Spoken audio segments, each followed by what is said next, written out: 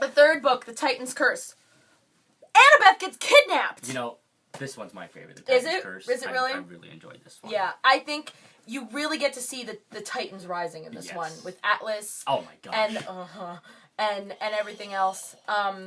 It's really very, very interesting. And then you've got the Hunters of Artemis coming into play and learning a lot about them, which is interesting. New major characters like Bianca. Yeah, and Nico D'Angelo. The head hunter of Artemis is this girl Zoe, who turns out to have been one of the girls in the Garden of Hesperides. Oh. Hesperides. Oh, I don't know this. Or Hesperides. That's what it looks like. It's Hesperides. And is the daughter of Atlas. Yeah. So there's this whole interesting father-daughter dynamic that comes in right at the end. And there's really a lot of father-daughter themes throughout the book, because Annabeth and her father, and him coming to her rescue, and then you turn around, you flip the tables the other way, and you've got Atlas killing his daughter. And it's really very interesting play. I think Rick does a very good job of playing on child-parent relationships. Yeah. Which is, again, relatable. Yeah, because you don't know that you've got a god as a parent until you're like 12 or something. Really. And that's if they claim you. They don't always claim you. Alright, let's get to the Battle of the Labyrinth, which is very interesting. Which all Adam wants to talk about is Calypso. Calypso! Oh, Calypso. Felt so bad for Calypso. She's so lonely. She really is. She was really punished. And I think she is really an example of the gods not being good. Just because the Titans are the bad guys and the gods are the good guys doesn't mean that they're all good and they're all bad. It doesn't work like that. The gods were extremely unfair to Calypso. Yes. Her only crime was being the daughter of a Titan, which so are they. Really? That's what they are. Where do you think they came from? Like, Percy lands on Calypso's island, and it's really interesting. Also, we've got Rachel Elizabeth Dare getting involved. Important. And all the relationship stuff between Annabeth and Percy and Rachel Elizabeth Dare and Calypso. And then you've got the death of Pan. Oh, Pan. Grover has been searching for him for 4 books. And he finally finds him. and he dies. It's really very sad. But I understand it. Yeah. It makes sense. And then Grover, it's really Grover's growing up story. Like coming of age. Like with that. It really is. It's very interesting. And then the final rise of Kronos. Oh, yeah. Because he finally comes out that box. Yeah. And he's in Luke. Yes. Which is upsetting. That's terrifying. He's in Luke. He's wearing a Luke suit.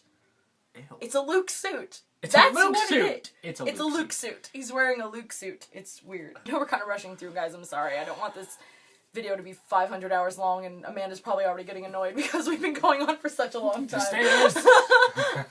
She's gonna have lots of fun editing this one.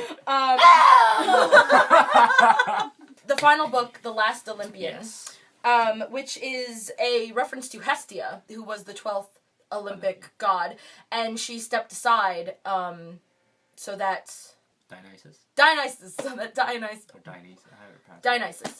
Dionysus could be on the council. The Council of the Gods. It really is. It is the Council of the Gods. And I really like how Hades, he wanted to fight with them. He has such he has so many issues. He does. I feel bad for Nico because in the next series, when you find out Nico's whole deal, it's like as if he didn't have enough trouble being the son of Hades. He was already gonna be emo as hell and have a life full of sadness and angst. His father is Hades. Worse. And then it's like, of course he has to deal with this crap too. I really enjoyed the redemption of Luke. Yes. At the end. Yeah. Luke got a chance to redeem himself, and I think that's a really important focal point of the story, because there's the redemption of that girl who was feeding him information. Yeah. I can't remember her name, I'm so sorry. Who was feeding Luke information. The spy. She gets to redeem herself. And because she does that, she brings in the Ares cabin so that they can fight and help win the Battle of New York. Hades shows up out of nowhere and he's like, I'm redeeming myself. I got this. He's like, you know what? They might be a dicks, but I'm taking charge of this. Because all the gods are all fighting Typhon. in like the middle of the yeah, like what? In like Kansas. He's marching across the country. Poseidon joins the fight. Yes. Because Poseidon was defending his kingdom under the ocean with no help whatsoever. And he goes in, and that's what really allows them to defeat Typhon, is Poseidon joining in at the last minute. And something that really allows them to win the Battle of New York is Hades coming in with all of his undead soldiers that can't die. The final destruction of Kronos through the redemption of Luke Castellan, whatever his name is. Luke. Because Rachel tells Percy, "You're not the hero," and he doesn't understand what that means until the last minute. And he says, "Give me the knife," and he stabs himself, so that Kronos would die. And can I just say, every single time that happens, and he dies, and then the gods rush in, like, at the last minute, because they're never there when they need to be, Percy turns around with tears in his eyes and says, "We need a shroud for the son of Hermes." I'm getting choked up right now just thinking about it. It makes me cry. It's really touching because it's Percy... heart-melting. It really is. It's like Percy realizes in those moments that maybe he didn't understand everything about Luke. Maybe there was more to the story than he understood, and maybe this kid was trying to fight and he got in over his head. It's very comparable to the story of Draco Malfoy. Oh, yes. In the Harry Potter It's books. like, just because they show, like, the negative side of them... Doesn't mean they're all bad. No. I mean, Draco Malfoy's pretty much... well... an asshole.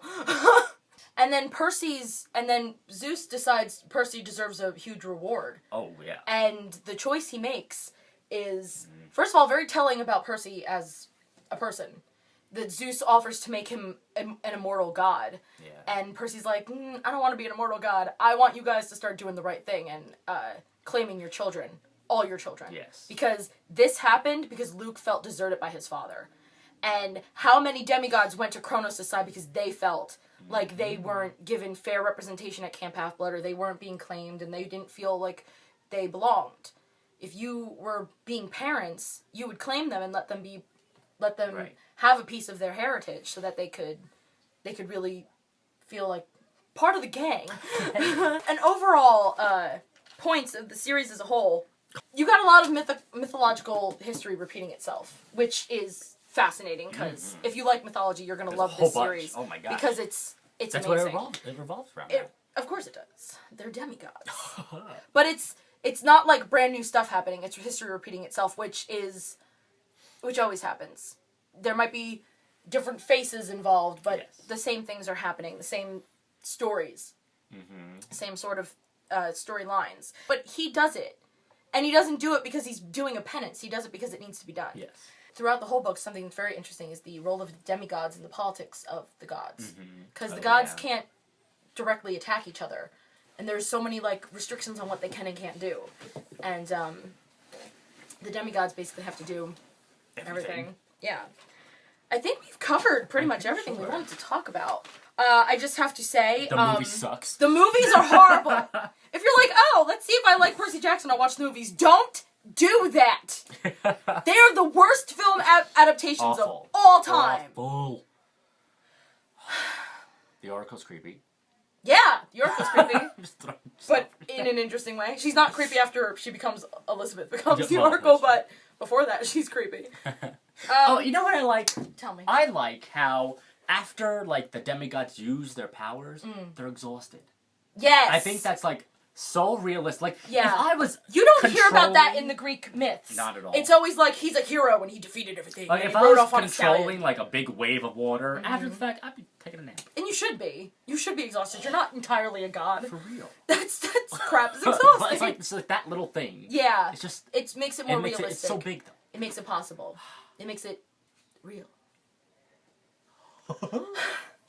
Just real quick, something new I'm adding to Fangirl Wednesday is a song of the week, just at the end, to let you know the song that I've been most enjoying this week. This week is Devil to Pay by Tommy and the High Pilots. Something about it, I've just not been able to stop listening to it. I loved singing it. It's lovely. Give it a check. It's on Spotify, if you want to go look for it there. Adam, do you have a song of the week?